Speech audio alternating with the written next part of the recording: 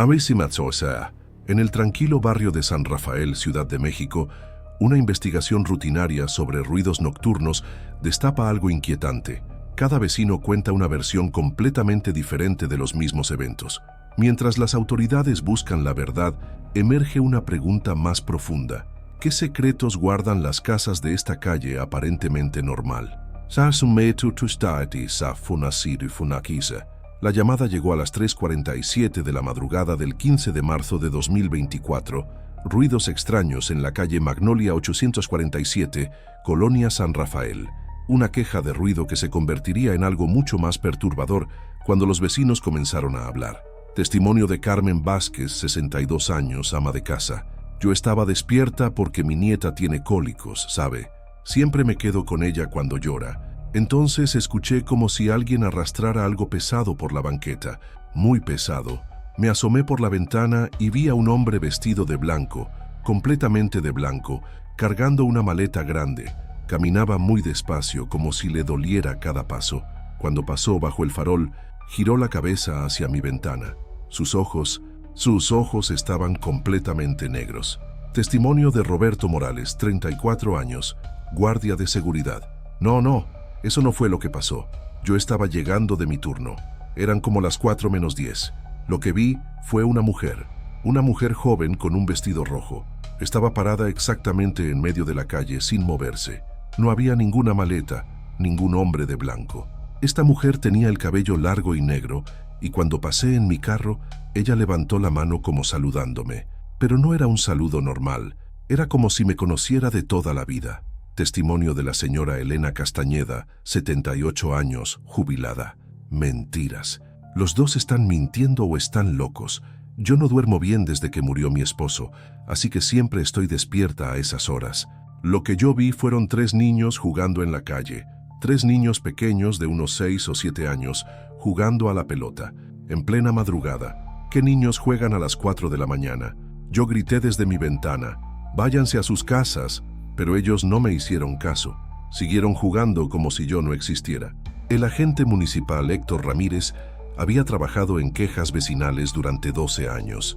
Había escuchado de todo: peleas domésticas, fiestas ruidosas, perros ladrando, música alta. Pero nunca había encontrado un caso donde 3 testigos, viviendo en la misma cuadra, describieran eventos completamente diferentes ocurriendo al mismo tiempo en el mismo lugar.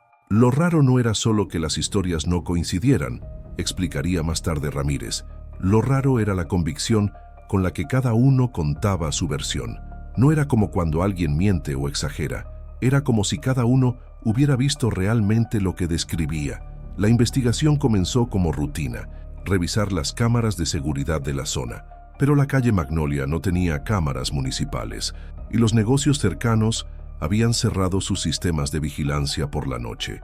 El único registro disponible era el de una tienda de conveniencia a 3 cuadras de distancia, pero su cámara exterior solo alcanzaba a captar el primer tramo de la calle Magnolia. En esa grabación, a las 3:52 de la madrugada, se veía una figura solitaria caminando lentamente por la banqueta.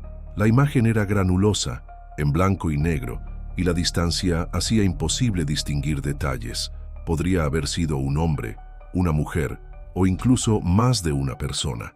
La grabación duraba exactamente 43 segundos, pero había algo más inquietante en esa grabación.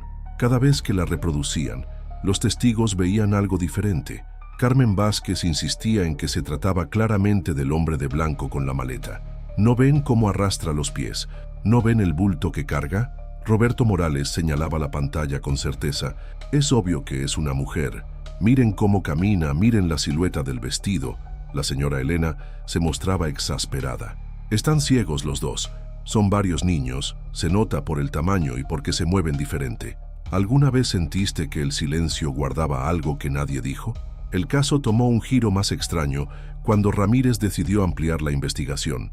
Tocó la puerta de cada casa en la cuadra, preguntando si alguien más había escuchado o visto algo inusual esa noche. Testimonio de Javier Hernández, 41 años, taxista. Mire, yo no vi nada en la calle porque estaba viendo televisión, pero sí pasó algo raro. Mi perro, el Canelo, se puso muy nervioso como a las 4 de la mañana. Empezó a rascar la puerta trasera la que da al patio. Yo pensé que había un gato o algo así, pero cuando abrí no había nada. Solo que, bueno, esto va a sonar loco, pero juro que alguien había escrito algo en la tierra del jardín. Con el dedo, como hacen los niños, decía, «Ya viene». Testimonio de Sofía Delgado, 29 años, enfermera. Yo trabajo turnos de noche en el hospital, así que llego a casa como a las 5 de la mañana. Esa noche específica, cuando llegué, todas las luces de mi casa estaban encendidas, todas. Yo siempre dejo solo la del porche prendida. Pensé que mi mamá se había levantado, pero ella estaba dormida. Cuando le pregunté en la mañana, me dijo que no había tocado ningún interruptor. Testimonio de don Patricio Suárez, 66 años, pensionado. A mí no me gusta meterme en problemas, pero esa noche sentí como si alguien estuviera parado afuera de mi ventana. No lo vi, pero lo sentí. Era una presencia muy fuerte, muy pesada, como cuando alguien te está mirando fijamente y tú lo sabes aunque no voltees. Estuve así como una hora, sintiendo que alguien me observaba desde afuera. Ramírez comenzó a llevar un registro detallado de cada testimonio. Al principio pensó que se trataba de histeria colectiva o de vecinos que se influenciaban mutuamente con sus relatos. Pero mientras más investigaba, más se daba cuenta de que algo no encajaba en la lógica normal. Los testimonios no solo eran diferentes, eran imposiblemente específicos. Carmen Vázquez podía describir hasta el tipo de zapatos que usaba su hombre de blanco. Zapatos de vestir negros pero muy gastados, como si hubiera caminado mucho. Roberto Morales recordaba exactamente el tono de rojo del vestido de su mujer, rojo cereza, como el que usaba mi ex esposa en nuestra boda. La señora Elena incluso podía repetir las voces de sus niños. Uno tenía voz ronca, como si estuviera resfriado. Pero lo que más perturbaba a Ramírez era la consistencia emocional de cada relato. Cuando Carmen hablaba del hombre de blanco, su voz se llenaba de una tristeza profunda, como si hubiera reconocido en esa figura algo dolorosamente familiar. Cuando Roberto describía a la mujer del vestido rojo, sus ojos se iluminaban con una mezcla de nostalgia y anhelo que no lograba explicar. Y cuando la señora Elena hablaba de los niños, sus manos temblaban ligeramente, como si recordara algo que prefería mantener enterrado. Una semana después de la investigación inicial, Ramírez recibió una llamada que cambiaría completamente su perspectiva del caso. Buenos días, soy María Fernanda Olvera, historiadora del Archivo Histórico de la Ciudad de México. Me han dicho que usted está investigando algunos eventos extraños en la calle Magnolia, Colonia San Rafael. Así es, señora. ¿En qué puedo ayudarla? Bueno, es más bien lo que yo puedo ayudarle a usted. Verá, hace 3 meses una estudiante de mi universidad estaba haciendo una tesis sobre las colonias históricas del centro de la ciudad. Cuando llegó a San Rafael, específicamente a la calle Magnolia, encontró algunos registros muy interesantes en los archivos parroquiales y municipales. ¿Qué tipo de registros? Muertes no naturales, 3 casos específicos, todos ocurridos en esa misma cuadra durante los últimos 80 años, y todos comparten algo muy particular. La voz de la historiadora se volvió más grave, como si estuviera leyendo algo que prefería no leer. El primero fue en 1943. Un hombre llamado Federico Mendoza, de 52 años, encontrado muerto en la banqueta frente al número 847. Vestía completamente de blanco y cargaba una maleta con todas sus pertenencias. Según el reporte policial, había estado caminando desde Pachuca para buscar trabajo en la capital. Murió de un infarto, aparentemente por el esfuerzo y el calor. Ramírez sintió un frío súbito recorrerle la espalda. El segundo caso fue en 1978. Una mujer joven, Rosa Elena Durán, de 23 años. La encontraron en medio de la calle, vestida con un traje rojo cereza. Había salido de una fiesta de bodas y aparentemente se perdió camino a casa. Murió atropellada por un automóvil que nunca se detuvo. ¿Y el tercero? El tercero fue en 1995. 3 hermanos, Miguel, Andrés y Carlitos Vega, de 6, 7 y 8 años respectivamente. Salieron a jugar en la madrugada sin que sus padres se dieran cuenta. Los encontraron al amanecer en la calle Magnolia. Habían muerto por hipotermia. Era una noche particularmente fría de marzo. El silencio se extendió entre Ramírez y la historiadora. Finalmente, ella continuó. Agente Ramírez, hay algo más que debe saber. Cada una de estas muertes ocurrió exactamente un 15 de marzo, y según los registros meteorológicos y los testimonios de la época, en cada ocasión hubo reportes de actividad inusual en la zona durante las noches previas al hallazgo de los cuerpos. ¿Qué tipo de actividad? Ruidos extraños, quejas vecinales y testimonios contradictorios de los residentes sobre lo que habían visto u oído. Ramírez colgó el teléfono con una sensación que no había experimentado en sus 12 años de servicio público. No era miedo exactamente, sino algo más profundo. La certeza de que había algo en la calle Magnolia que desafiaba toda explicación lógica. Esa noche, por primera vez desde que comenzó la investigación, decidió pasar por la calle Magnolia camino a su casa. Eran las 11:30 de la noche. La zona estaba bien iluminada y había tráfico normal para esa hora. Todo parecía completamente normal, pero cuando llegó al número 847, su carro se detuvo solo. No se había quedado sin gasolina. El motor no había fallado. Simplemente se detuvo, como si una mano invisible hubiera presionado el freno. Ramírez intentó arrancar el motor. Funcionó perfectamente. Condujo hasta su casa sin más incidentes, pero no pudo sacarse de la cabeza la sensación de que, durante esos 30 segundos, frente al 847 de la calle Magnolia, alguien había estado observándolo desde algún lugar que sus ojos no podían ver. Al día siguiente, encontró una nota deslizada bajo la puerta de su oficina. Estaba escrita a mano, con letra temblorosa. Agente Ramírez, yo vivo en la calle Magnolia desde hace 40 años. He visto todo lo que usted está investigando. Si quiere saber la verdad, búsqueme esta noche a las 3:47. Pero prepárese, algunas verdades no se pueden olvidar una vez que se conocen.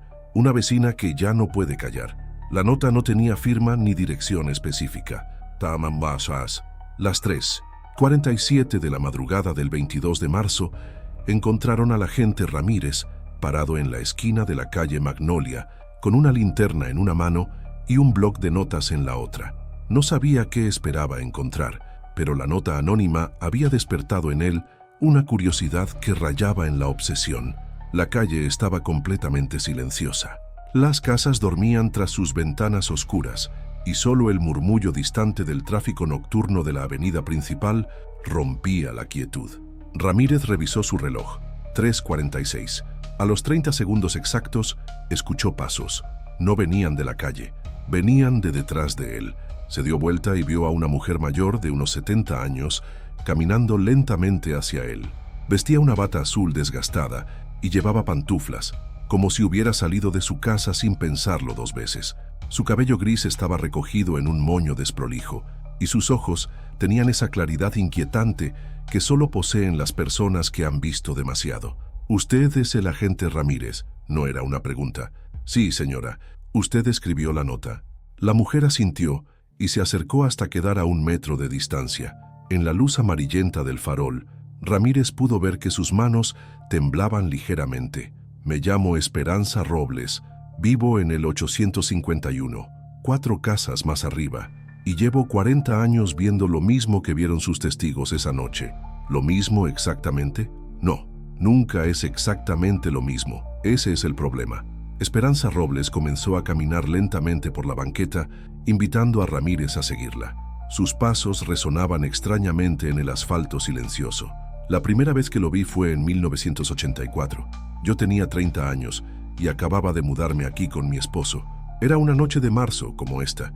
Escuché ruidos y me asomé por la ventana. Vi a un hombre mayor, muy delgado, vestido con un traje café. Caminaba arrastrando una pierna, como si hubiera tenido un accidente. Llevaba un bastón de madera. Se detuvo frente al número 847. Pensé que era un vecino que regresaba tarde a casa, pero al día siguiente pregunté por toda la cuadra. Nadie conocía a ningún hombre mayor con bastón. Nadie había visto nada. ¿Y volvió a verlo? Cada marzo, agente Ramírez. Cada marzo durante 40 años. Pero nunca es el mismo. Esperanza se sentó en el borde de la banqueta, como si el peso de los recuerdos le hubiera quitado las fuerzas para seguir de pie. En 1987 vi a una niña pequeña, de unos 5 años, corriendo descalza con un vestido blanco. Lloraba y gritaba «mamá, mamá», pero no había nadie más en la calle. En 1993 vi a dos hombres jóvenes cargando algo envuelto en una sábana. En 1999 vi a una monja anciana rezando el rosario mientras caminaba muy despacio, como si llevara una procesión invisible. Ramírez se sentó junto a ella, sintiendo que la conversación había tomado un rumbo que escapaba completamente de sus protocolos habituales. Señora Esperanza, ¿por qué nunca reportó esto antes? ¿A quién iba a reportarle? ¿Que cada marzo veo a personas diferentes caminando por mi calle, que luego desaparecen y nadie más las vio?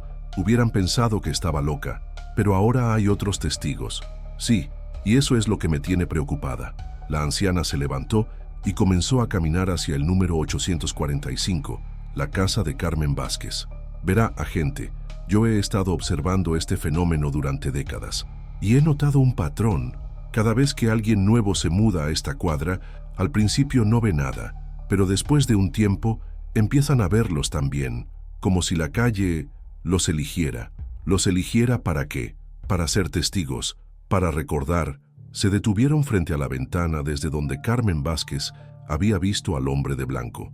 Esperanza señaló el cristal. Carmen llegó aquí hace 2 años. El año pasado empezó a quejarse de ruidos nocturnos, pero cuando salía a ver, no encontraba nada. Este año ya los vio claramente. Caminaron hasta la casa de Roberto Morales. Roberto lleva 3 años aquí. El primer año no escuchó nada. El segundo año empezó a tener sueños raros con una mujer de vestido rojo. Este año la vio despierto. Finalmente llegaron frente a la casa de la señora Elena Castañeda. Y Elena es la que más me preocupa. ¿Por qué? Porque lleva apenas 6 meses aquí y ya los vio. Eso nunca había pasado antes. Normalmente toma años, pero Elena los vio de inmediato y vio a los niños. La voz de Esperanza se quebró ligeramente. Los niños son diferentes, agente Ramírez. Cuando alguien ve a los niños, significa que algo está cambiando. Si algo así te tocó alguna vez, escribe "Yo me acuerdo" en los comentarios. Ramírez sintió un escalofrío que no tenía nada que ver con la temperatura nocturna. Señora Esperanza, ¿usted cree que estas apariciones están relacionadas con las muertes que me contó la historiadora? No son apariciones, agente, son memorias. ¿Memorias de qué? De todos los que han muerto en esta calle, de todos los que han sufrido aquí, de todos los que nunca pudieron irse. Esperanza se dirigió hacia una banca pequeña que había frente al número 843. Se sentó y le hizo una seña a Ramírez para que la acompañara. ¿Sabe por qué se construyó esta colonia, agente? San Rafael es una colonia histórica, de principios del siglo XX. Antes de eso, antes de las casas, antes de las calles pavimentadas. Ramírez negó con la cabeza. Aquí había un camposanto, un cementerio para los pobres, para los que morían sin familia, para los desconocidos que llegaban a la ciudad buscando una nueva vida y no la encontraban. Las palabras de Esperanza cayeron como piedras en el silencio nocturno. Cuando decidieron urbanizar la zona en 1920, simplemente construyeron encima. No movieron los restos, no hicieron ceremonias, no avisaron a nadie. Solo echaron tierra nueva y comenzaron a levantar casas. ¿Cómo sabe todo esto? Mi abuelo trabajó en esa construcción. Él me contó que los obreros encontraban huesos constantemente mientras cavaban los cimientos. Pero los supervisores les ordenaban seguir trabajando y no decir nada. Es solo tierra vieja, les decían. Esperanza se levantó y caminó hasta pararse exactamente en el centro de la calle. Pero los muertos no olvidan, agente Ramírez, y esta calle recuerda todo. ¿Por qué en marzo? Porque marzo era cuando más gente moría en el Camposanto. Era el mes de las epidemias, de la temporada de lluvias que traía enfermedades, del frío que mataba a los que dormían a la intemperie. Ramírez revisó nuevamente su reloj. Eran las 4:23 de la madrugada. Había estado escuchando a Esperanza durante más de media hora, pero tenía la sensación de que habían pasado apenas unos minutos. Señora Esperanza, ¿por qué me está contando todo esto ahora? Porque este año es diferente. Nunca había habido tantos testigos al mismo tiempo, y nunca había pasado que alguien viera a los niños en su primer encuentro. ¿Qué significa eso? Significa que algo está despertando, algo que ha estado dormido durante mucho tiempo. En ese momento, Ramírez escuchó un sonido que hizo que se le erizara la piel. Era el llanto de un niño, débil pero claro, viniendo desde algún lugar indefinido de la calle. ¿Escucha eso?, susurró. Esperanza asintió gravemente. Los está llamando. ¿A quién? A todos los que pueden verlos, a todos los que han sido elegidos como testigos. El llanto se intensificó y ahora parecía venir de varias direcciones a la vez. Ramírez miró hacia las casas y vio que en 3 ventanas se habían encendido luces, la de Carmen Vázquez, la de Roberto Morales y la de la señora Elena Castañeda. «Están despertando», murmuró Esperanza. «Van a salir a ver». Efectivamente, en cuestión de minutos las 3 puertas se abrieron casi simultáneamente. Carmen, Roberto y Elena salieron a la calle, todos en pijama, todos con la misma expresión de confusión y urgencia en el rostro. «¿Escuchan eso?», preguntó Carmen mirando a su alrededor. «¿Escuchar qué?», respondió Roberto. «Yo no escucho nada, pero sentí que tenía que salir». «Hay alguien llorando», dijo Elena con voz temblorosa. «Un niño está llorando». Los 3 testigos originales se miraron entre sí y Ramírez se dio cuenta de que cada uno estaba escuchando algo diferente. Carmen parecía estar siguiendo un sonido que venía del norte. Roberto miraba hacia el sur y Elena tenía los ojos fijos en el centro de la calle. «Esperanza», murmuró Ramírez volteándose hacia la anciana, pero Esperanza Robles había desaparecido. Ramírez miró hacia donde había estado parada segundos antes. Luego recorrió la calle con la vista, buscándola en las sombras, pero no había rastro de la mujer mayor que le había estado contando la historia del cementerio. «Disculpe, agente». Carmen se había acercado a él. «¿Usted también escucha a alguien llorando?» «Yo...». Ramírez no sabía qué responder. El llanto había cesado, pero aún podía sentir su eco en algún lugar profundo de su mente. «¿Con quién estaba hablando?», preguntó Roberto, llegando hasta donde estaban Carmen y Ramírez. «¿Con una señora, una vecina? ¿Qué señora?». Elena se había unido al grupo. «Nosotros llevamos un rato observando desde nuestras ventanas. Usted estaba solo, parado en medio de la calle, hablando consigo mismo». El frío que sintió Ramírez en ese momento no tenía nada que ver con la temperatura nocturna. Se llevó la mano al bolsillo de la camisa donde había guardado su bloc de notas mientras hablaba con Esperanza.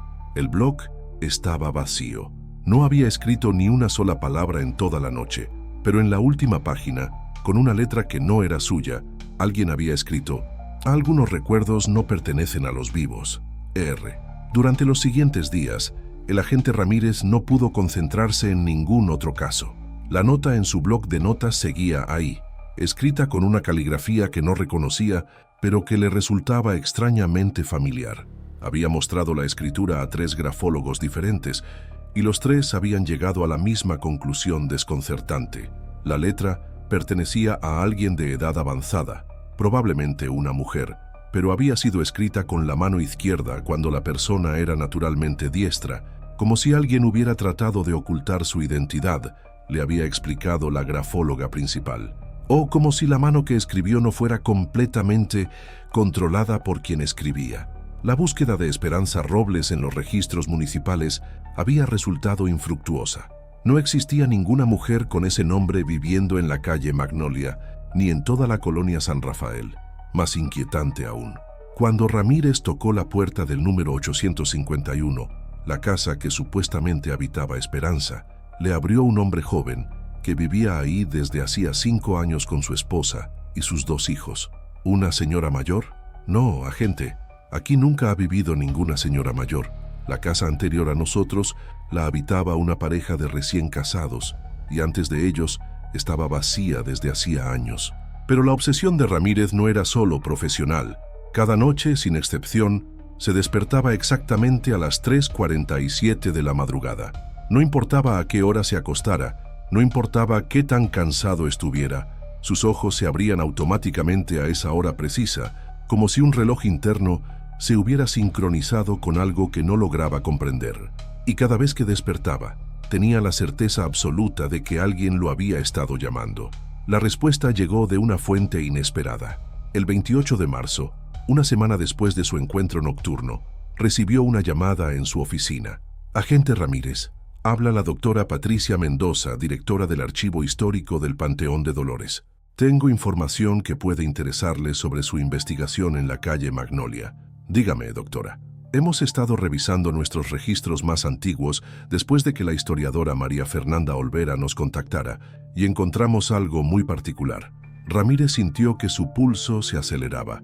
En nuestros archivos de 1952 encontramos una solicitud muy inusual. Una mujer llamada Esperanza Robles pidió permiso para exhumar y trasladar los restos de varios familiares desde un cementerio que ya no existía. ¿Qué cementerio? El Cementerio de la Misericordia. Estaba ubicado exactamente donde ahora se encuentra la colonia San Rafael, específicamente en el área que hoy corresponde a la calle Magnolia. El silencio se extendió mientras Ramírez procesaba la información. «Agente, ¿sigue ahí?» «Sí, doctora. ¿Qué más encontraron?» La solicitud fue denegada. Los registros indican que para 1952 ya era imposible localizar los restos específicos porque habían construido las casas encima sin hacer una exhumación apropiada. Pero lo más interesante es la lista que adjuntó Esperanza Robles con su solicitud. ¿Qué lista? Los nombres de las personas que quería trasladar. Eran 12 familiares que habían muerto en diferentes épocas y habían sido enterrados en ese cementerio. Y agente, 3 de esos nombres coinciden exactamente con las muertes que investigó María Fernanda. Ramírez se levantó de su silla bruscamente. ¿Cuáles nombres? Federico Mendoza, muerto en 1943. Rosa Elena Durán, muerta en 1978. Y los hermanos Vega, Miguel, Andrés y Carlitos, muertos en 1995. Pero doctora, eso es imposible. Si esas personas murieron después de 1952, ¿cómo podía Esperanza Robles haber solicitado trasladar sus restos en 1952? Exactamente, agente Ramírez, exactamente. Esa tarde, Ramírez decidió visitar personalmente el archivo histórico del Panteón de Dolores. La doctora Mendoza lo recibió en una oficina pequeña, llena de archiveros polvorientos y documentos amarillentos que olían a tiempo y humedad. «Aquí está la solicitud original», le dijo, extendiendo un documento mecanografiado en papel membretado de 1952. La solicitud estaba firmada con una caligrafía que Ramírez reconoció inmediatamente. Era idéntica a la nota en su bloc de notas. Pero había algo más perturbador en el documento. «Doctora, ¿ve la fecha de nacimiento que puso Esperanza Robles aquí?» «Sí, 15 de marzo de 1914. ¿Y la fecha en que hizo la solicitud?» 15 de marzo de 1952. Si hubiera nacido en 1914, en 1952 habría tenido 38 años. Pero la mujer que yo vi aparentaba unos 70 años. La doctora Mendoza lo miró con una expresión extraña. «Agente, hay algo más que debe ver». Lo condujo hacia un archivero más antiguo en el fondo de la oficina. Después de nuestra conversación telefónica, decidí investigar más sobre Esperanza Robles. Y encontré esto. Le mostró otro documento, este más deteriorado y escrito a mano. Es un acta de defunción del Panteón de Dolores, fechada el 16 de marzo de 1952. Ramírez leyó el documento con creciente incredulidad. Nombre del difunto: Esperanza Robles. Fecha de defunción: 15 de marzo de 1952. Causa de muerte: insuficiencia cardíaca. Edad: 38 años. Observaciones: encontrada sin vida en la calle Magnolia, Colonia San Rafael, frente al número 847. Vestía bata azul y pantuflas. No se localizaron familiares. Agente Ramírez, según nuestros registros, Esperanza Robles murió el mismo día que hizo la solicitud para trasladar los restos de sus familiares, y murió exactamente en el lugar donde usted dice que la encontró. Ramírez sintió que las paredes de la oficina se cerraban a su alrededor. ¿Dónde está enterrada? Esa es la parte más extraña. Fue enterrada en una fosa común aquí en Dolores, pero en 1985 hubo una remodelación del panteón y muchas fosas comunes fueron removidas. Los restos fueron trasladados a un osario común y se perdió el registro específico de dónde están ahora. Si tú también crees que algunos recuerdos no mueren, escribe: «Yo vi la señal aquí abajo». Esa noche, Ramírez no pudo dormir. Se quedó despierto hasta las 3:47 esperando. Y cuando llegó la hora, se vistió y manejó directamente a la calle Magnolia. Esta vez no estaba solo. Carmen Vázquez, Roberto Morales y la señora Elena Castañeda ya estaban parados en la calle cuando él llegó. Los 3 vestían ropa de dormir y tenían la misma expresión de confusión que habían mostrado la semana anterior. «Agente», Carmen se acercó a él. «Usted también sintió que tenía que venir, ¿verdad?» «Sí, es como si alguien nos estuviera llamando», dijo Roberto. «Pero no con voz. Es más como si nos tiraran del alma». Elena, Señaló hacia el número 847. Hay alguien ahí parado. Los cuatro dirigieron su mirada hacia donde ella señalaba. Efectivamente, había una figura solitaria parada frente a la casa, pero en la penumbra era imposible distinguir detalles. «Es la señora con la que usted estaba hablando la semana pasada», dijo Carmen. «¿Ustedes la ven?», preguntó Ramírez. «Claro que la vemos», respondió Roberto. «Es una señora mayor vestida con una bata azul». Ramírez comenzó a caminar lentamente hacia la figura. Los otros tres lo siguieron, manteniendo una distancia prudente. Cuando estuvieron a unos 5 metros, la figura levantó la cabeza y los miró directamente. Era Esperanza Robles, exactamente como la había visto la semana anterior, pero había algo diferente en su rostro. Una tristeza más profunda, una transparencia sutil que la hacía parecer menos sólida que antes. «Vinieron», dijo con la misma voz que Ramírez recordaba. «Esperanza», murmuró él. «Sé quién eres, sé cuándo moriste». La anciana sonrió con una mezcla de alivio y melancolía. «¿Y eso cambia algo, agente Ramírez?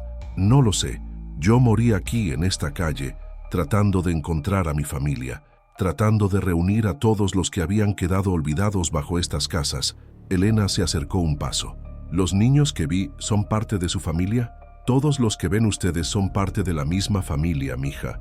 La familia de los olvidados, de los que murieron sin que nadie los recordara, de los que fueron enterrados sin ceremonias, de los que nunca tuvieron quien llorara por ellos». Carmen preguntó con voz temblorosa, «¿Qué quiere de nosotros?» «Solo que recuerden, solo que sepan que existimos y que seguimos aquí». Roberto dio un paso hacia atrás. «¿Van a hacernos daño?» «No, mijo, no somos nosotros los que hacen daño. El daño ya estaba hecho desde antes. Nosotros solo somos la memoria de ese daño». En ese momento, comenzaron a aparecer más figuras en la calle, una por una, sombras que se materializaban desde la oscuridad. Ramírez contó 12 siluetas en total, todas paradas a diferentes distancias, todas mirando hacia el pequeño grupo de vivos. «¿Son todos?», comenzó a preguntar Carmen. «Los 12 que solicité trasladar», completó Esperanza. «Mi esposo, mis hijos, mis padres, mis hermanos. Todos enterrados aquí cuando esto era el cementerio de la misericordia. Todos olvidados cuando construyeron las casas encima. Pero algunos de ellos murieron después de que usted hiciera la solicitud», dijo Ramírez. «Algunos murieron después de que usted muriera». Esperanza lo miró con una expresión infinitamente triste. «El tiempo no funciona igual para los muertos, agente. Nosotros vemos todo lo que va a pasar, todo lo que ya pasó. Sabía que Federico iba a morir aquí en 1943, porque ya lo había visto morir. Sabía que Rosa Elena iba a morir en 1978, porque ya la había visto en su vestido rojo. Sabía que los niños Vega iban a morir en 1995, porque ya los había escuchado jugar en la madrugada. ¿Por qué no los ayudó? ¿Por qué no los salvó? ¿Cómo salvas a alguien de un destino que ya cumplió? Ellos vinieron aquí porque este lugar los llamaba. Este lugar donde sus ancestros, donde toda su familia ya estaba esperándolos». Las 12 figuras comenzaron a acercarse lentamente, formando un círculo alrededor del grupo de vivos. No había amenaza en sus movimientos, solo una tristeza ancestral que parecía impregnar el aire mismo. «Ustedes fueron elegidos», continuó Esperanza, «porque tienen la capacidad de ver lo que otros no pueden ver, de recordar lo que otros han olvidado. Cada marzo, cuando se acerca el aniversario de las muertes, las memorias se vuelven más fuertes». «¿Qué va a pasar ahora?», preguntó Elena. «Ahora ustedes saben la verdad, y la verdad los hará libres, o los hará parte de nosotros». El círculo de figuras se cerró un poco más, y Ramírez se dio cuenta de que ya no podía ver las casas de la calle más allá de las sombras que los rodeaban. Era como si hubieran sido transportados a un lugar fuera del tiempo, un espacio donde solo existían ellos y los recuerdos de los muertos. «¿Qué significa ser parte de ustedes?», preguntó con una voz que apenas reconocía como suya. Esperanza extendió su mano hacia él. En la palma tenía una llave antigua, oxidada, con grabados que parecían símbolos de una época pasada. «Significa que cuando llegue su tiempo, ustedes también permanecerán aquí. Significa que se convertirán en guardianes de la memoria, en testigos eternos de todo lo que esta calle ha visto y verá. Y si no queremos, pueden irse ahora, agente Ramírez. Pueden darse la vuelta y caminar hasta sus casas, y nunca más volverán a vernos. pero tampoco volverán a dormir en paz, porque una vez que sabes que existimos, una vez que sabes que seguimos aquí, es imposible olvidarnos completamente. El agente Ramírez miró a Carmen, a Roberto, a Elena. En sus rostros vio el mismo conflicto que sentía en su corazón, el terror de quedarse y el terror aún mayor de irse. La decisión llegó de la forma más inesperada. Fue Elena quien rompió el silencio, con una voz que temblaba, pero que tenía una determinación férrea. Yo me quedo. Todos la miraron con asombro. La mujer de 78 años, la más frágil del grupo en apariencia, había sido la primera en tomar una decisión. Elena, comenzó Carmen. No, mija, escúchame. Yo llegué a esta calle hace 6 meses porque no tenía a dónde más ir. Mi esposo murió, mis hijos viven en otros estados, mis nietos no me conocen. Vine aquí a morir sola, esperando que el tiempo pasara rápido.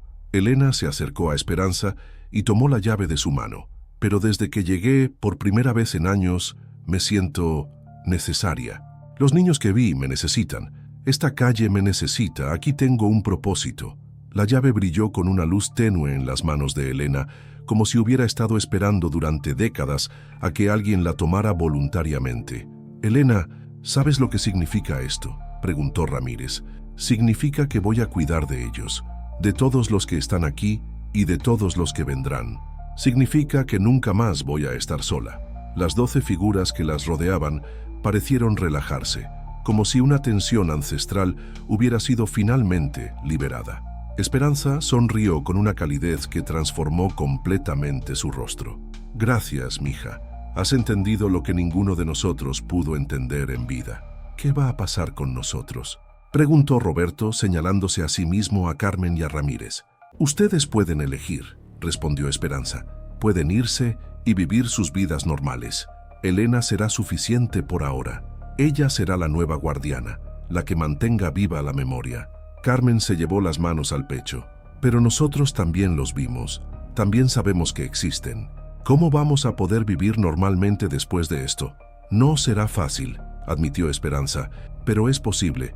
Muchos han estado en su lugar antes. Algunos eligen quedarse, otros eligen irse. No hay decisión correcta o incorrecta. Roberto caminó nerviosamente en círculos pequeños. ¿Y si nos vamos pero después cambiamos de opinión? ¿Y si decidimos que queremos volver? La puerta siempre estará abierta, dijo Elena apretando la llave contra su pecho. Mientras yo esté aquí, siempre podrán volver. Ramírez se encontró en una posición que no había anticipado. Como agente de la ley, su instinto le decía que investigara más, que documentara todo, que buscara explicaciones racionales. Pero como ser humano, una parte de él entendía la decisión de Elena mejor de lo que quería admitir. ¿Qué va a pasar con mi investigación? ¿Con los reportes oficiales? Esperanza lo miró con comprensión. Escribe lo que puedas escribir, agente, pero algunos misterios no están destinados a ser resueltos oficialmente. Algunos misterios existen para recordarnos que hay cosas más importantes que la lógica. ¿Cómo voy a explicar que una investigación rutinaria de ruido nocturno no tiene conclusión? Diga que fue un malentendido entre vecinos, que se resolvió con una conversación comunitaria. No sería mentira técnicamente. Carmen se acercó a Elena y la abrazó. ¿Estás segura de esto, Elena? Más segura de lo que he estado de cualquier cosa en mi vida. ¿Te vamos a poder visitar? Por supuesto, pero no esperen verme siempre de la misma forma. Una vez que acepto esto completamente, puede que cambie, puede que me vea diferente. Roberto se había acercado al borde del círculo de figuras y estaba observando a una de ellas con atención. ¿Puedo preguntarle algo a uno de ellos? Esperanza asintió. Roberto se dirigió a una figura que parecía ser un hombre joven. ¿Usted es Federico Mendoza, el hombre que murió en 1943? La figura asintió lentamente. ¿Por qué regresa aquí cada año? Federico habló con una voz que sonaba como un eco lejano. Porque nunca pude llegar a donde iba. Nunca pude encontrar el trabajo que buscaba. Nunca pude enviarle dinero a mi familia en Pachuca. Regreso porque este lugar se convirtió en el final de mi historia, pero no el final de mi amor por los que dejé atrás. Roberto sintió lágrimas en sus ojos. ¿Ellos saben que usted sigue aquí? No, pero cada año, el 15 de marzo, mi nieta enciende una vela sin saber por qué. Cada año siente la necesidad de recordarme, aunque nunca me conoció. Carmen se acercó a otra figura, una mujer joven. ¿Usted es Rosa Elena? Sí. ¿Por qué estaba en la calle aquella noche? Estaba perdida, no geográficamente, sino espiritualmente. Había ido a una boda, pero no era feliz. Estaba pensando en un amor que había perdido, en una vida que podría haber vivido. Cuando salí de la fiesta, caminé sin rumbo y mis pasos me trajeron aquí. ¿Sabía que iba a morir? En algún nivel, sí. Sentí que era el lugar correcto para que mi historia terminara. Aquí, donde todos los corazones rotos vienen a descansar. Ramírez se encontró hablando con los 3 niños que permanecían juntos como cuando estaban vivos. ¿Por qué salieron de su casa esa noche? El mayor, Carlitos, respondió: escuchamos voces que nos llamaban, voces de otros niños que querían jugar. No sabíamos que eran niños que habían muerto hace mucho tiempo. Solo sabíamos que sonaban solos, como nosotros nos sentíamos solos. ¿Sus padres no sabían que se sentían solos? Los adultos nunca saben cuando los niños se sienten solos, dijo Miguel. Piensan que porque tienes comida y casa y escuela ya eres feliz, pero a veces el alma de un niño necesita algo más. ¿Qué necesitaba su alma? Pertenencia, respondió Andrés. Saber que había un lugar donde encajábamos perfectamente. La conversación fue interrumpida por un sonido extraño, campanadas lejanas como de una iglesia antigua que ya no existía. «Es la hora», dijo Esperanza. «¿La hora de qué?», preguntó Carmen. «La hora de que tomen sus decisiones finales. El amanecer está cerca, y cuando salga el sol, esta oportunidad se cerrará hasta el próximo marzo». Elena se dirigió al centro del círculo y levantó la llave. «Yo ya tomé mi decisión». La llave comenzó a brillar más intensamente, y de repente Elena parecía más sólida, más presente, mientras que las 12 figuras comenzaban a volverse más transparentes. «Están transfiriéndome su energía», explicó Elena con asombro. «Están descansando por fin». Una por una, las figuras se acercaron a Elena y la tocaron suavemente en el hombro. Con cada toque, Elena parecía absorber algo de ellos, y ellos parecían aligerarse, como si un peso ancestral hubiera sido finalmente levantado. «Gracias», murmuró Federico mientras se desvanecía lentamente. «Gracias por recordarnos», susurró Rosa Elena. «Gracias por quedarte con nosotros», dijeron los niños al unísono. Esperanza fue la última en acercarse a Elena. «¿Estás lista para ser la guardiana de todos los recuerdos de esta calle?» «Estoy lista». «¿Estás lista para ver todo lo que ha pasado aquí y todo lo que pasará?» «Estoy lista». «¿Estás lista para ser el puente entre los vivos y los muertos, entre los que recuerdan y los que olvidan?» «Estoy lista». Y Esperanza tocó la frente de Elena con su mano, y en ese momento toda la calle se iluminó con una luz dorada que no venía del sol ni de las farolas. «Ahora eres la guardiana de la calle Magnolia. Tu misión es mantener viva la memoria de todos los que han pasado por aquí, de todos los que han sufrido aquí, de todos los que han encontrado paz aquí». Elena asintió solemnemente, y Ramírez se dio cuenta de que su rostro había cambiado. Seguía siendo Elena, pero había algo ancestral en sus ojos, como si de repente pudiera ver todas las épocas que había vivido la calle. «¿Y nosotros?», preguntó Carmen. «Ustedes regresan a sus vidas», dijo Elena con una voz que ahora tenía ecos de todas las voces que habían hablado esa noche. «Pero llevan con ustedes la certeza de que el amor nunca muere, de que la memoria es más fuerte que la muerte, de que hay lugares en el mundo donde el tiempo no funciona como creemos. ¿Los vamos a volver a ver? Me van a ver a mí, pero puede que no me reconozcan inmediatamente. Seré la señora mayor que alimenta a los gatos de la calle. Seré la que riega las plantas aunque no sean suyas. Seré la que siempre está disponible cuando alguien necesita hablar». Roberto, Carmen y Ramírez se miraron entre sí. Sin necesidad de palabras, habían llegado a la misma conclusión. «Nos vamos», dijo Ramírez, «pero prometemos que nunca vamos a olvidar. Y prometemos que si alguna vez necesitas ayuda, regresaremos», añadió Carmen. «Y prometemos que si vemos a alguien más que necesite saber la verdad sobre esta calle, se la diremos», concluyó Roberto. Elena sonrió, y por un momento fue simplemente Elena otra vez, la anciana de 78 años que había decidido convertir su soledad en propósito. «Esas son las promesas más hermosas que alguien me ha hecho». Las figuras de los 12 difuntos habían desaparecido completamente, pero la sensación de paz que habían dejado permanecía en el aire. El círculo se había disuelto, y la calle volvía a verse normal, excepto por Elena, que permanecía en el centro con la llave brillante en sus manos. «Es hora de que se vayan», dijo Elena. «El sol está por salir y ustedes tienen vidas que vivir». Los tres se despidieron de Elena con abrazos que sabían que serían diferentes a cualquier abrazo futuro. Había algo final y algo eterno en esos abrazos, como si estuvieran despidiéndose de Elena, pero también prometiendo lealtad eterna a la guardiana en la que se había convertido. Mientras caminaban hacia sus carros, Ramírez se dio vuelta una última vez. Elena seguía parada en el mismo lugar, pero ya no era solo Elena. Era todas las generaciones de cuidadores que la calle había necesitado. Era todos los corazones que habían encontrado propósito en el cuidado de otros. Era la personificación de la memoria misma. Y cuando el sol finalmente salió sobre la calle Magnolia, Elena había desaparecido de la vista, pero Ramírez sabía que nunca se había ido realmente. 6 meses después del encuentro nocturno, la vida en la calle Magnolia había adquirido una cualidad extraña que los residentes no lograban definir completamente. No era que hubiera cambiado algo visible o tangible, sino que había una sensación diferente en el aire, como si la calle hubiera encontrado una paz que no sabía que había estado buscando. El agente Ramírez había entregado su reporte oficial tal como Esperanza le había sugerido. Malentendido vecinal resuelto mediante diálogo comunitario. Su supervisor había archivado el caso sin hacer más preguntas, satisfecho con una resolución que no requería recursos adicionales. Pero la verdadera historia continuaba desarrollándose en formas que ninguno de los testigos había anticipado. Carmen Vázquez había regresado a su rutina normal de cuidar a su nieta, pero ahora tenía una paciencia infinita que sorprendía a su familia. Cuando la bebé lloraba en las madrugadas, Carmen la mecía suavemente mientras miraba por la ventana hacia la calle, y invariablemente la niña se calmaba más rápido que antes. «Es como si hubiera una presencia tranquilizadora en el aire», le había contado a su hija, «como si hubiera alguien más ayudándome a cuidarla».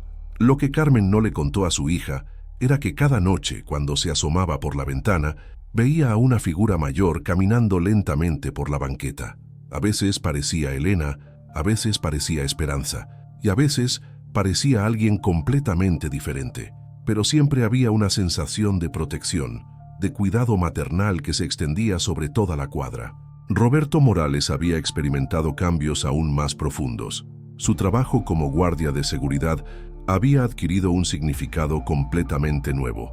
Ya no se trataba solo de proteger propiedades, se había convertido en alguien que podía sentir cuando las personas estaban en peligro emocional, cuando alguien necesitaba ayuda, aunque no la pidiera explícitamente.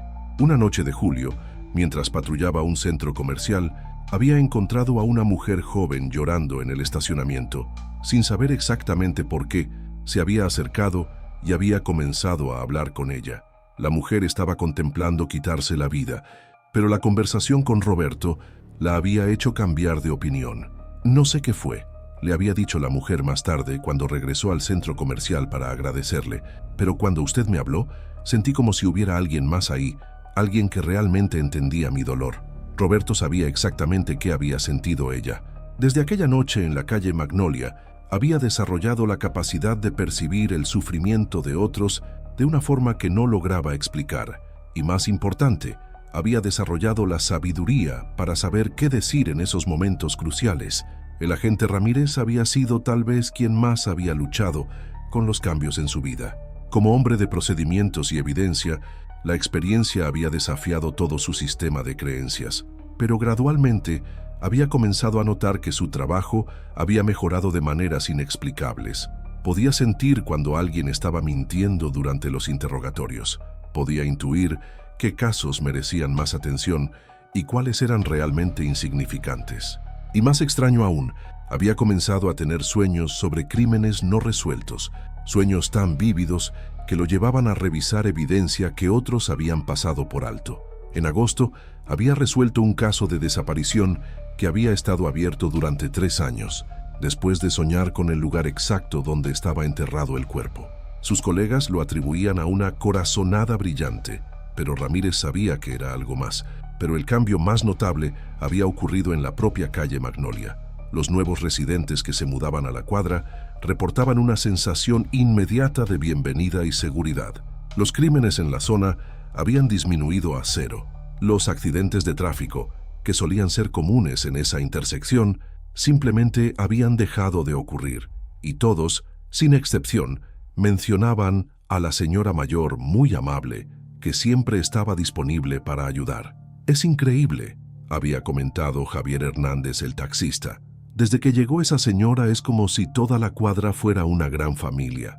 Siempre hay alguien dispuesto a cuidar a los niños, a recibir paquetes, a ayudar con las compras». «¿Cómo se llama?», le había preguntado su esposa. «¿Sabes? Nunca se lo he preguntado, pero todos la conocemos. Es como si hubiera estado aquí toda la vida». Sofía Delgado, la enfermera, había experimentado algo similar. Desde marzo, sus turnos nocturnos se habían vuelto inexplicablemente más llevaderos. Parecía tener una intuición especial para detectar qué pacientes necesitaban atención extra, y sus colegas habían comenzado a pedir específicamente trabajar con ella. «Es como si tuvieras un sexto sentido», le había dicho su supervisora. «Los pacientes se calman cuando estás cerca». Sofía sabía que no era un sexto sentido exactamente. Era más como si hubiera aprendido a escuchar algo que siempre había estado ahí, pero que nunca había percibido antes. El susurro de las necesidades no expresadas, el eco de los dolores silenciosos. Don Patricio Suárez había dejado de sentir esa presencia pesada afuera de su ventana. En cambio, por las noches sentía una compañía gentil, como si alguien estuviera velando por él. Su insomnio crónico había desaparecido y por primera vez en años dormía profundamente toda la noche.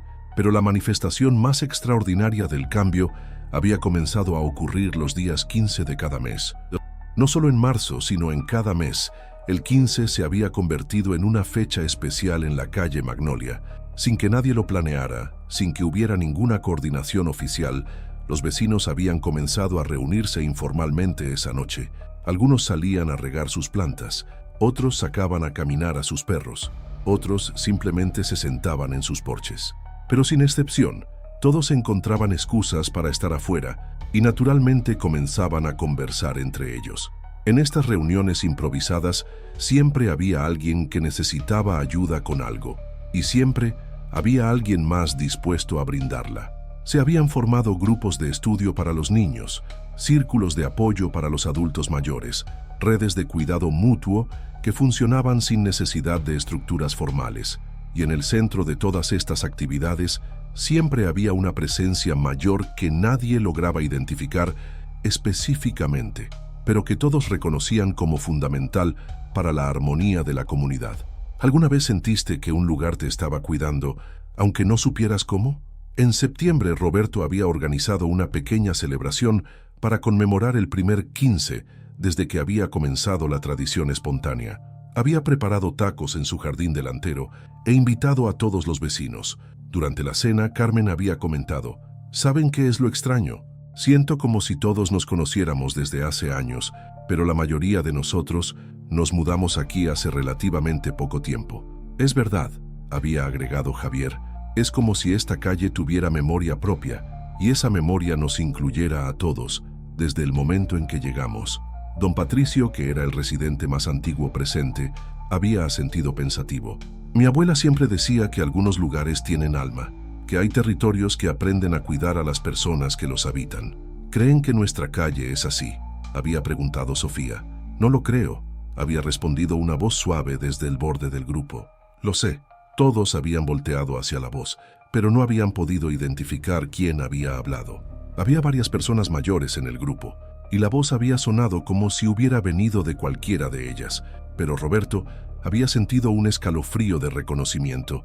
Por un momento, había estado seguro de que Elena estaba ahí, presente de alguna forma, participando en la celebración de la comunidad que había ayudado a crear. Esa noche, después de que todos regresaran a sus casas, Ramírez había decidido caminar solo por la calle. No había sido una decisión consciente, simplemente había sentido la necesidad de estar afuera un poco más. Mientras caminaba, había notado que algunas de las casas tenían luces encendidas en ventanas donde normalmente estarían oscuras. No eran luces de habitaciones ocupadas, sino más bien como velas o lámparas pequeñas, como si cada familia hubiera decidido mantener una luz de bienvenida. Al llegar frente al número 847, se había detenido. No había visto a Elena, ni a Esperanza, ni a ninguna de las figuras de aquella noche de marzo, pero había sentido una presencia acogedora, maternal, que parecía abrazar toda la cuadra. «Gracias», había murmurado al aire nocturno, y había escuchado muy suavemente, como un susurro en el viento: «Gracias a ti por mantener la promesa». Durante el otoño, la fama de la calle Magnolia había comenzado a extenderse de forma sutil. No se había convertido en una atracción turística ni en objeto de curiosidad morbosa, sino que había desarrollado una reputación silenciosa, como un lugar donde las personas encontraban lo que necesitaban. Familias que buscaban mudarse a la zona específicamente preguntaban por casas en la calle Magnolia. Trabajadores sociales habían comenzado a recomendar la zona para personas que necesitaban un ambiente de apoyo comunitario. Incluso algunos terapeutas habían notado que sus pacientes que vivían en esa calle mostraban mejoras más rápidas que lo habitual. Pero nadie lograba explicar exactamente por qué. «Es solo una calle muy amigable», era la explicación más común. «La gente se cuida mutuamente». En noviembre, Carmen había recibido una visita inesperada. Su hermana, que vivía en Guadalajara y que no había hablado con ella en 2 años debido a una pelea familiar, había aparecido en su puerta sin previo aviso. «No sé por qué vine», le había dicho su hermana con lágrimas en los ojos. «Estaba manejando hacia otro lugar completamente diferente, pero algo me hizo desviarse hacia acá, como si alguien me hubiera estado guiando». La reconciliación había sido inmediata y completa, como si las heridas del pasado hubieran perdido su poder de causar dolor. Roberto había experimentado algo similar cuando su ex-esposa, con quien no había hablado cordialmente en 5 años, lo había llamado para disculparse por cosas que habían pasado durante su divorcio. «He estado pensando mucho», le había dicho, «y siento que necesitaba limpiar el aire entre nosotros. No sé por qué ahora, pero sentí que era importante». Y Ramírez había recibido una llamada de su padre, con quien tenía una relación tensa desde hacía una década. «Hijo, quería decirte que estoy orgulloso de ti. Sé que no te lo digo suficiente, pero quería que lo supieras».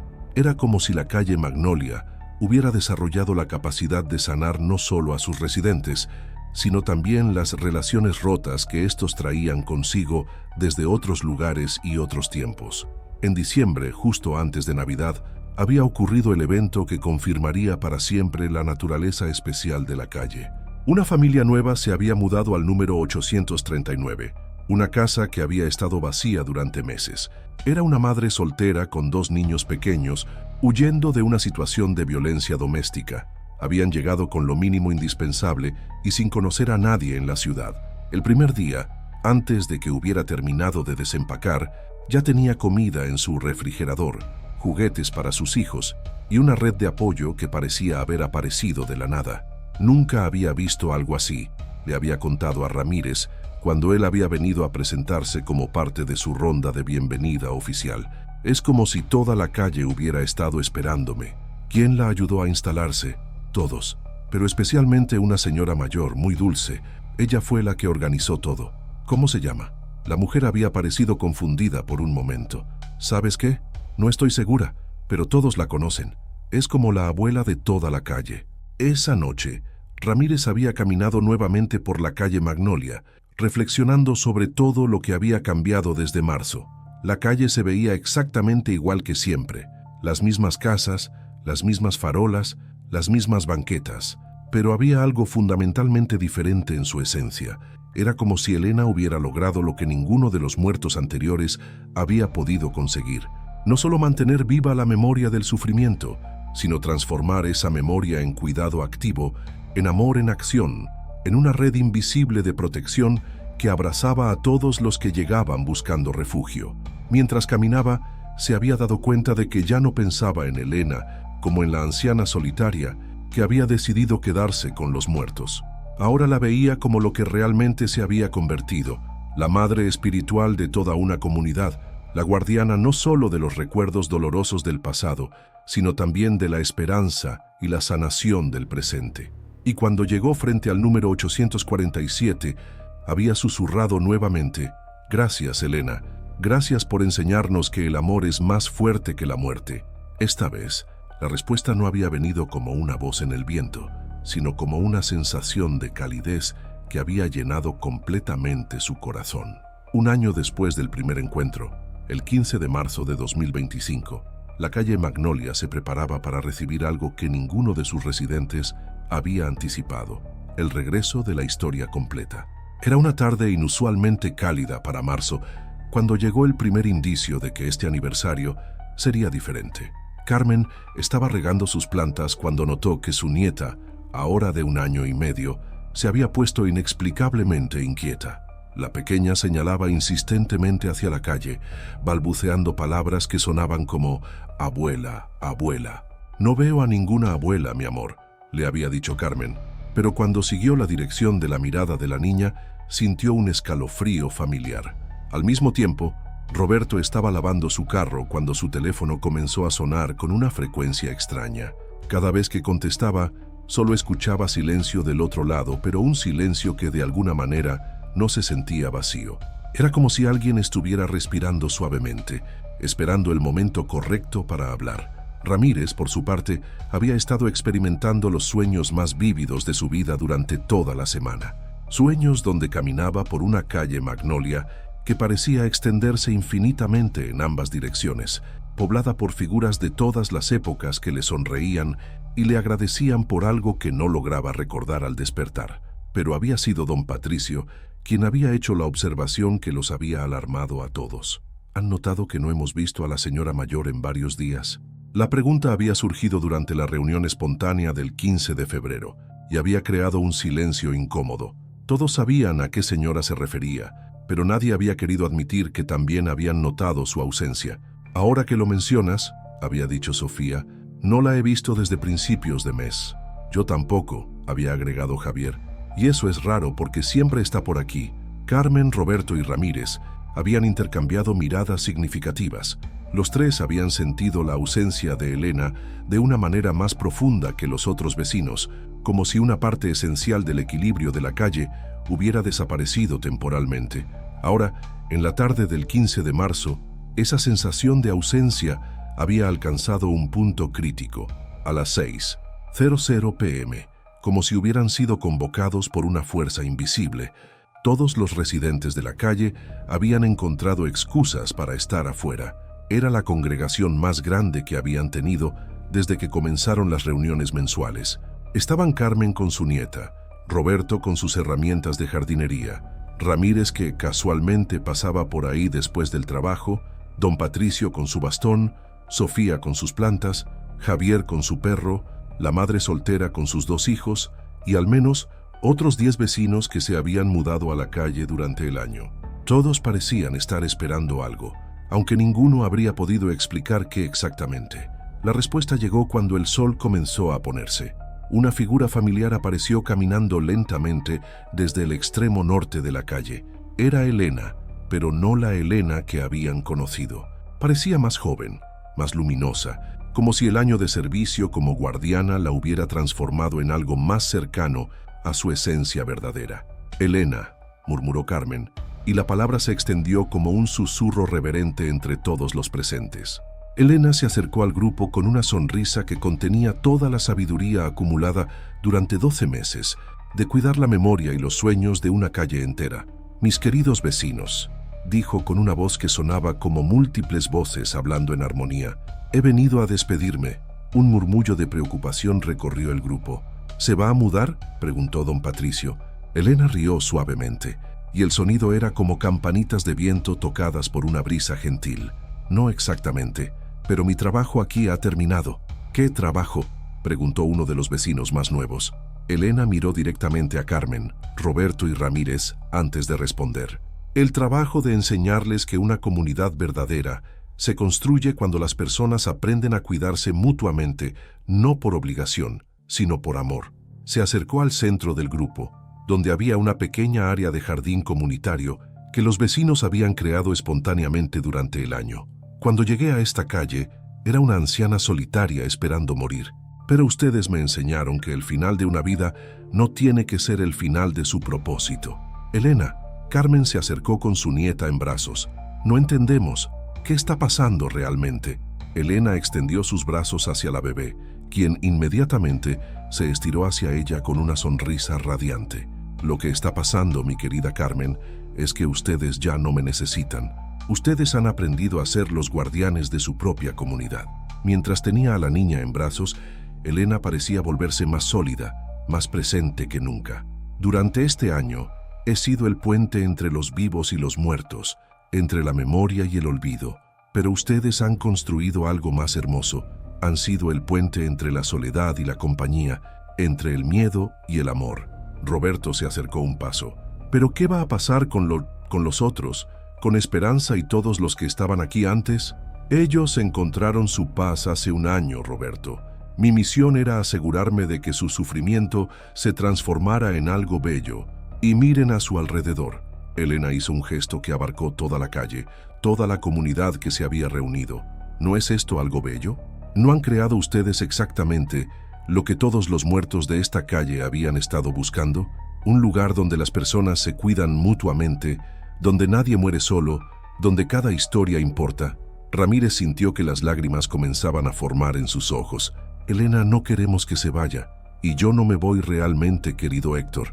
Era la primera vez que Elena usaba su nombre de pila, y el sonido hizo que Ramírez se diera cuenta de cuánto había significado esta mujer extraordinaria en su vida. Voy a estar en cada acto de bondad que ustedes realicen. Voy a estar en cada vez que un vecino ayude a otro sin que se lo pidan. Voy a estar en cada niño que crezca en esta calle sintiéndose amado y protegido.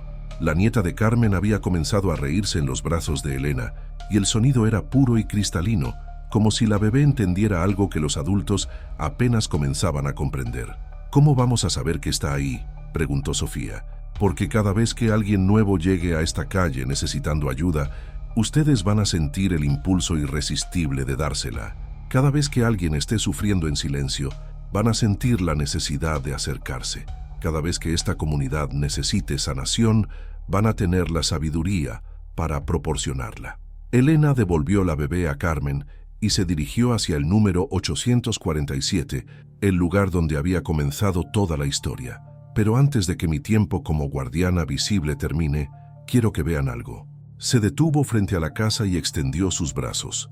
Lentamente, como si estuviera removiendo un velo invisible, la fachada de la casa comenzó a cambiar. Por un momento, los vecinos pudieron ver no la casa moderna que conocían, sino el cementerio que había existido ahí décadas antes. Pudieron ver las tumbas sencillas, las cruces de madera, los nombres olvidados grabados en piedras deterioradas.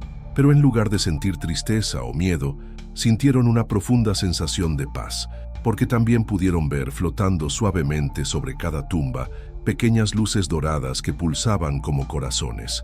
Estos son todos los que han encontrado paz, explicó Elena.